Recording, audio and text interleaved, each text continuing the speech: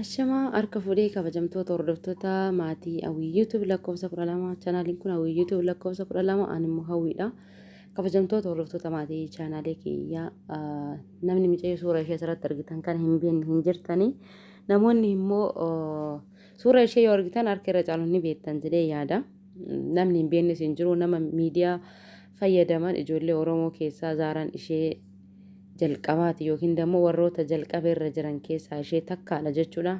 Toorri YouTube channel ishee Zaaraa Entertainmentidha. Karaan maqaan Facebook channel ishee immoo Zaaraa Sanyii Oromooti jechuudha. Zaaraa Sanyii Oromoo ani yeroon jalqaba bilbila qabachuu qabeerraa jalqabee nama nani miidiyaa kana irratti ishee beekuudha jechuudha. Gara YouTube isheetiinis ta'e gara Facebook isheetiinis gama amantaa isheetiinis ta'e gara oromummaa isheetiinis micayyoo baay'ee cimtuu nama baay'ee sabboontuu turtee nama baay'ee tokko dhukkubbii nama isheetti dhaga'amu namaaf dhukkubsattu nama oromummaa isheetiif nama cinaa dhaabbattu micayyoo baay'ee cimtuu baay'ee gameettiidha. Eegaa nan dhukkubin hin jedhani na fayyisi jedhu malee hundumti keenya yoo akkuma beeknu jechuudha. Yeroo ammaa kana Zaaraan onlaayinii irraa baddee jirti. Gara ture jira garuu viidiyoo YouTube ishee irratti arge tokko ji'a 7 jedha. Gini kan ishiin hojjettu otoo hin ta'in kan ishiin post gooteedha. Tarii isaa olis ta'uu danda'a. Garuu chaanaalii kana ergan ishii dhabe ergixanyaas ta'uu baadhu akkuma namni kun jiran iyyuu jechuudha tureetii jira. Kanaaf dammoo wanti namatti dhaga'amu tokko yookiin nama akka nama tokkotti dhaga'ame tokko nuti yeroo onlaayinii kana irratti walii viidiyoo hojjennu yeroo intarviiyuu wal goonu jaalala waliif qabaannee yookiin dammoo walitti siiqnee osoo hin taane viidiyoodhuma YouTube irratti waliin hojjetachuudhaaf yookiin dammoo walumaan kolfuudhaaf walumaan gammaduudhaaf kan jedhu tokko iddoo tokko gaafii natti ta'e jechuudha. Sababiin isaa warroonni kanaan dura Zaaraa wajjin walitti dhiyeenya qabu jennee nuti yaadnu miidiyaa kanarratti intarviiyuu wal gochaatii turan gaafis wal gaafachaatii turan warroonni YouTubeii fayyadamanis hedduun isaanii ni jiru jechuudha. Hedduun isaanii sabiskiraabii guddaa kan qaban warri guyyaatti viidiyoo guyyaaf viidiyoo gadhiisan akkasumas goddamoo guyyaatti viidiyoo 2 3 4 isaa ol gadhiisaatii oolanii kana jechuu wanneen barbaadee fi namoota sooshaal miidiyaa irra oolan jechuudha. Namni tokko ofiisaa gaafa sooshaal miidiyaa irraa fagaatu odeeffannoo sooshaal miidiyaa qabaachuu dhiisuu danda'a waan ta'eef namni peejii mataa isaa qabu namni sooshaal miidiyaa irra oolu immoo sirriitti qaba odeeffannoo jechuudha. Kanaaf gaafa namni karaa sarara keessaa waliin haasofnu tokko nutti haasa'uu dhiise gaafa namni sun nu dubbisuu dhiise nama sana deebinee hin dubbisnu nuti namni kun maaliif badee hin jennu namni kalee wajjin kolfine sun namni kalee wajjin taphanne sun namni kalee waliin ergaa saba keenyaaf dabarsaatii turre namni kaleecha saba keenyaaf sagalee ta'aa ture namni sagalee nuu ta'aa ture sun har'a hoggaanne sooshaal miidiyaa irraa bade namni kun eessa gee jennee irra iyyaafachuun danda'uu qabna jechuudha. Wal yaadachuu danda'uu qabna of duba garagarreeti.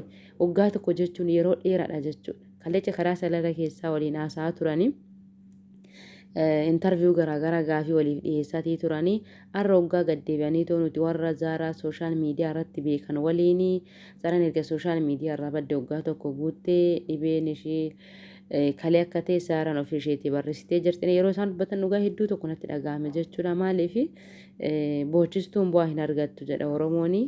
Dubbiin kun akkasuma ta'e jechuudha. Zaaraa kun garuu Waaqayyo gooftaan ishee yaa fayyisu.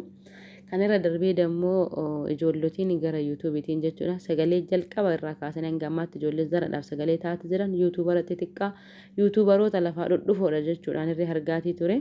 YouTuberoonni gurguddaan hedduun sagalee taa'aafii hin jiranii maaliif akkasumas dammoo warroonni Zaaraa wajjin kaleessa viidiyoo hojjechaatii turan maal jechuudha waansaa akkamittiin Zaaraa quba hin qabaanne warroonni karaa sarara keessaa waliin haasa'an akkamitti Zaaraa haasofsiisanii Zaaraa viidiyoo hojjechuu yoo ishiidhaaf hin mijanne sagalee Zaaraarree waraabanii Zaaraan maalirra geessee jirti dhukkuba kana erga qabamte waggaa meeqa eenyutu ishii bukkee jira eenyutu ishii dhukkubsachiisaa jira jedhanii gaafachuu dadhabuun isaanii hedduu tokko natti dhaga'ame jechuudha.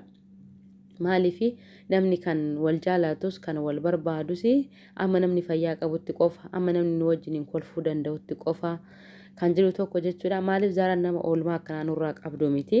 Zaaraan nama kaleecha uummata keenya sagalee ta'aa turteedha. Gara siyaasatiinis yoo ta'e gara amantaatiinis yoo ta'e chaanaalii qabaachuun ishii akkana dammoo peejii qabaachuun ishii dammoo peejii ishiitiif chaanaalii ishiitirra deemtanii ilaaluu nama dandeechanidha jechuudha. Ishee hangafa turte jechuudha dhugaa waaqayyo. Rakkoo nama tokkoo dhukkubsachuu nama tokkoo gargaaramuu qabaachuu nama tokkoo akka haala dureetti nama gadi baasetoo namaaf sagalee taatu namaaf iyyitu turte Zaaraan. Har'a hoo Zaaraan maal argachaa jirti? Nu wajjiniin deebi'aniitu akka keenyaatti zan erga sooshaal miidiyaarraa baddee waggaa guutee jira. Zaaraan dhukkubsachaa jirti waggaa tokkoof of yaalaa turte jechuun kun dhugaa waqaan anaaf hin fudhatamu jechuudha. Kanaafuu yeroo ammaan kana maaliif dhukkubsatti Zaaraan osoo hin taane dhibeen daanyaa waaqati. Waaqayyo gooftaan ishee amaaru namoonni qarshiidhaan dandeenyu qarshiidhaan bira dhaabbachuu danda'uu qabna.